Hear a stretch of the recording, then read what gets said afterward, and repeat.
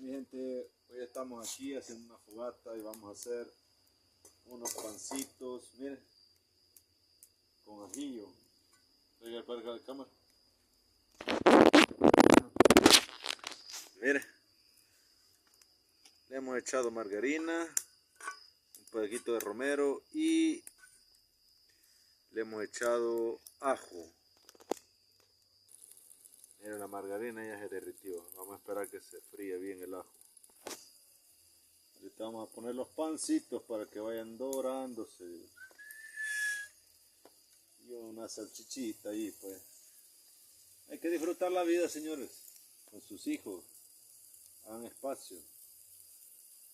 Aquí estamos en la fogata. Mire, ya va agarrando doraditos los franceses. Ajá. Ya casi van a estar. Ya nos quedaron tronadores, mire, señores. Vamos a sacar ya.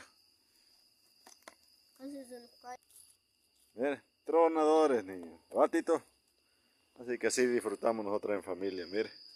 Campamento aquí en nuestro patio, en nuestra casa. Saludos. Adiós.